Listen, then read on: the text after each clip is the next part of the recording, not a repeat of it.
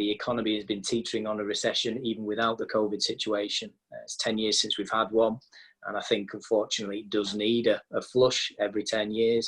And there has been various things that have masked that. The COVID situation will, unfortunately, be the final nail in the coffin for quite a few businesses. But again, I think it's not always doom and gloom. There are recovery procedures out there. This is the thing that people should be aware of.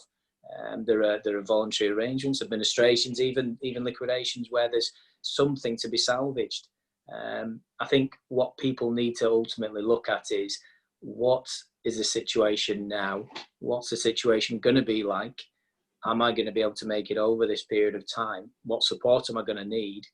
And is the business model that I'm using going to be useful going forward? Ultimately, any borrowing that is taken on now has to be repaid back. And if you're going to take that on, you need to be confident that, you know, the business can afford to do that.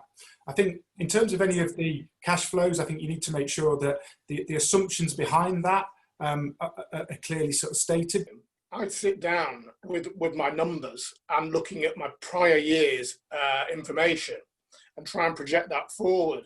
I mean, it depends what sector you're in. It's tricky because some sectors are going to be harder hit than others in terms of your retail and your leisure.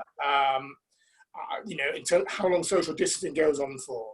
Manufacturing will depend on your supply chain, but it's managing your cash flow, and not to sound boring, but it is going back to managing the cash flow and and looking at your staff and the staff numbers you require, and micromanaging your business out of this. It's very sectoral, so you'd probably need specific advice for different businesses, but it's understanding and being very, very prudent. If you're an owner-managed business, bottom line is that business is an investment for you. It's an investment of time and money. And if in the next 6 months, that is going to cost you somewhere in the region of, say, £100,000, because the classic is the furlough payments. It might be that people are perhaps deferring the pay, PAYE and national insurance, and using all the money they get from the furlough to cover the staff costs. But there is other liabilities that are accruing over a period of time. So when you get to the back end of the year, there could be a sizable ball and chain that you are dragging around.